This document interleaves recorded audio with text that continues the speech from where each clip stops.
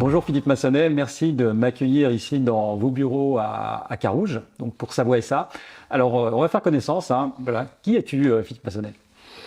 Alors, déjà, merci de m'avoir rendu visite, David. Donc, qui je suis? Donc, Philippe Massonnet, j'ai 56 ans, marié depuis, en tout cas en couple depuis plus d'une trentaine d'années et marié depuis 2003, sans enfant, et originaire de France. Quand j'ai commencé en Suisse, donc comme électricien, c'est à la sortie de l'armée. Quand j'avais 18 ans, je suis rentré dans une entreprise, une grande entreprise de la place qui s'appelait Cedelec.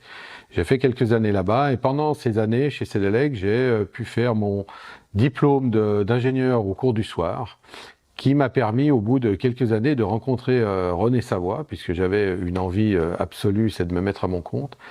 En rencontrant René Savoie, on a eu un énorme point commun, c'est-à-dire qu'on s'est entendu, mais qu'on a surtout eu le tech du soir, et grâce à ça, ça m'a permis de tracter avec lui cette affaire de reprise de l'entreprise Savoie, qui m'a permis de me lancer.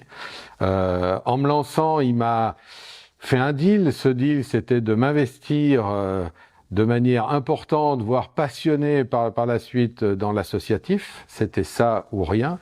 Donc j'ai accepté. Et puis j'ai fait une vingtaine d'années dans l'associatif. J'y suis toujours, avec la présidence des électriciens sur Genève, entre autres. Et puis ça m'a permis aussi de développer la société Savoie et puis de racheter un certain nombre d'entreprises. Hubert, Agnon, Vionnet, Chauffage à Gland, monter un bureau d'ingénieur qui s'appelle Image, créer une société de gestion d'entreprise qui s'appelle PMV Gestion et Conseil, pour finir par créer un groupe PMV. Et PMV, pourquoi PMV? Philippe Massonnet, bon, c'est un petit peu prétentieux, mais je savais pas quoi mettre.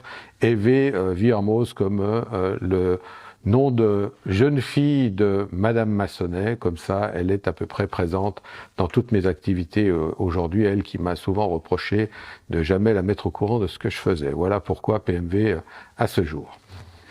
Alors, qui sont les clients de Savoie SA aujourd'hui? Alors, on a différents clients, puisque l'entreprise Savoie est décomposée en plusieurs départements. Je vais commencer par le département, je dirais, le plus connu, le département historique. C'est ce qu'on appelle communément bricole et petits travaux. Alors, dans le sens du mot bricole, il faut pas prendre la définition au niveau du dictionnaire, mais c'est une équipe de 14 personnes gérée par 2 chefs de projet, et ils gèrent non seulement les dépannages, les petits travaux, les rénovations, mais aussi on a un client historique où on s'occupe de tous leurs distributeurs dans Genève, ce sont les TPG, on travaille beaucoup pour eux.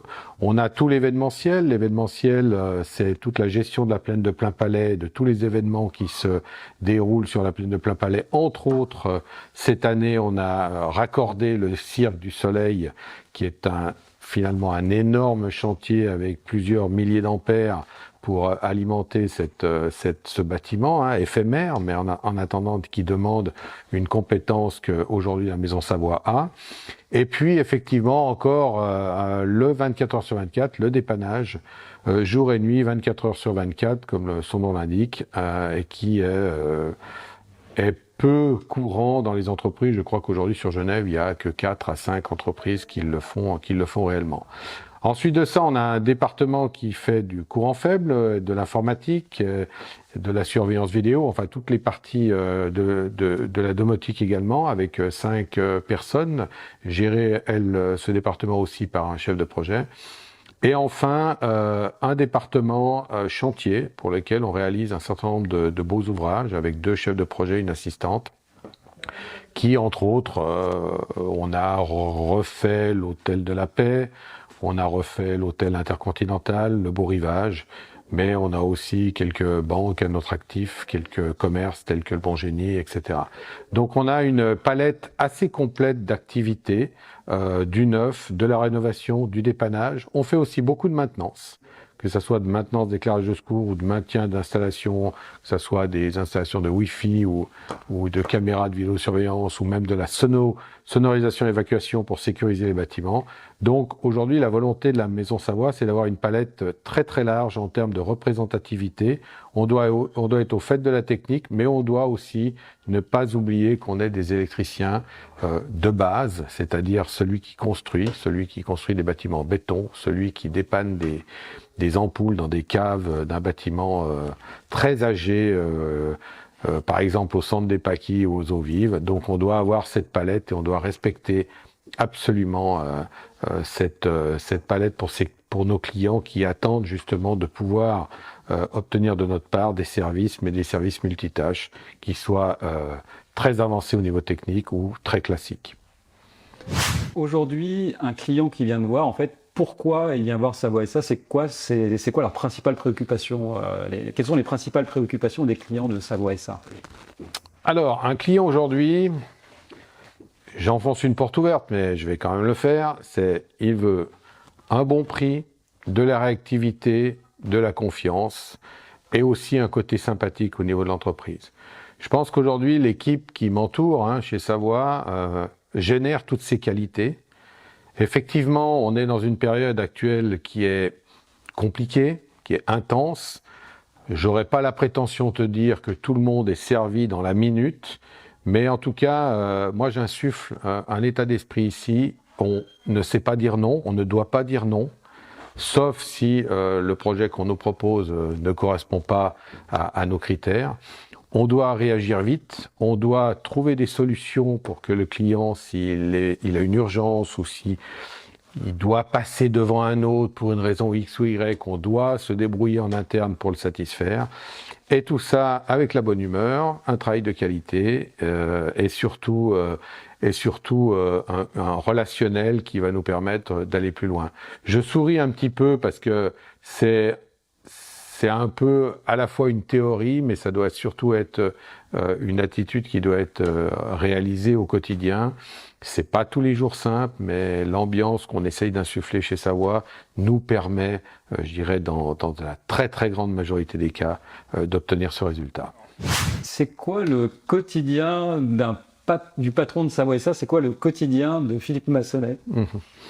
Alors, le quotidien de Philippe Massonnet, déjà, c'est un réveil difficile, parce que souvent, il travaille tard ou il rentre tard, parce qu'il y a toujours, que ce soit associatif ou professionnel, il y a toujours une bonne raison d'arriver un petit peu tard à la maison. Donc c'est déjà un réveil difficile sur lequel je dois travailler pour arriver de bonne humeur, lapsus non révélateur, arriver de bonne humeur au travail, puis insuffler ce que je dois insuffler en tant que responsable d'entreprise, comme n'importe qui d'ailleurs dans l'entreprise doit le faire.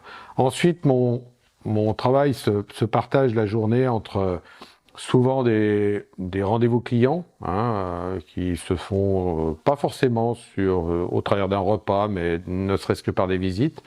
Ça se fait aussi régulièrement parce qu'aujourd'hui 30% de mon temps est dédié à l'associatif professionnel, c'est-à-dire que je dois caler un certain nombre de réunions, de séances ou de comités associatifs dans mon agenda.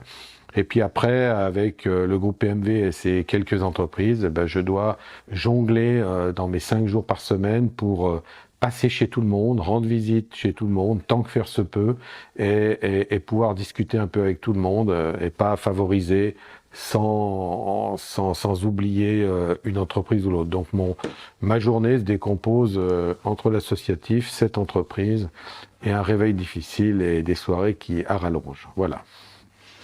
Si j'ai bien compris, tu es un patron à temps complet et à temps partiel. À temps complet et à temps partiel. Alors on va définir ce que c'est qu'un temps complet, mais effectivement les journées sont pleines. Par contre, les vendredis soirs sont sacrés, les week-ends sont sacrés, et on essaye de conserver une vie personnelle et privée qui se concentre effectivement pas forcément toujours de manière idéale sur la semaine, mais une fois que le vendredi soir arrive, on va dire que on passe à autre chose, même si notre PC ou nos mails sont toujours en train d'arriver, mais en général on arrive à faire une bonne coupure.